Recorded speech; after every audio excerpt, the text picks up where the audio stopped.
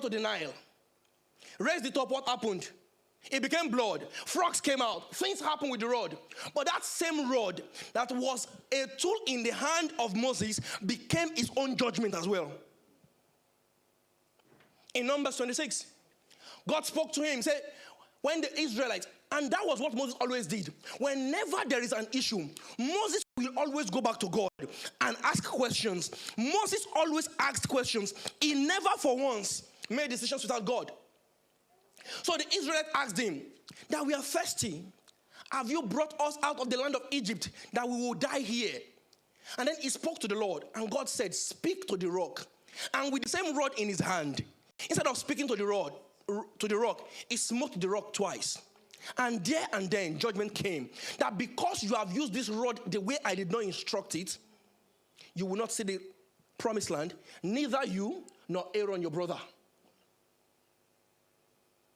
So there is a way we ought to carry this work in our hands.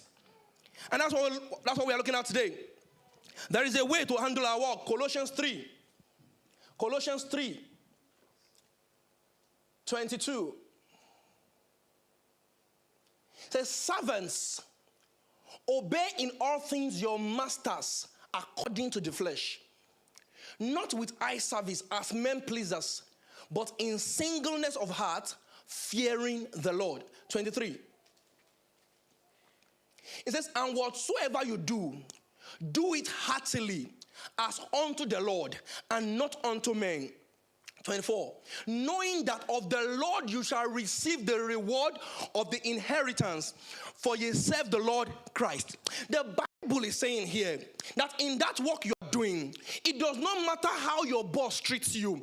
It does not matter how the tax is being removed. It does not matter if you think you are being underpaid. It says in that your secular work that you ought to do it with all your heart. You ought to do it heartily, and you ought to do it as unto the Lord. And the Bible says in the Deuteronomy that we read that the only way God will command his blessings upon the work of your hands is when you do all the things he has commanded you. And now he has commanded you and I. He says that we should do the work, this earthly work, this work that he has given to you and I, be it a doctor, a nurse, an healthcare assistant, a support worker, social worker, anything you are. It says you ought to do it heartily. That is how the Lord commands his blessings.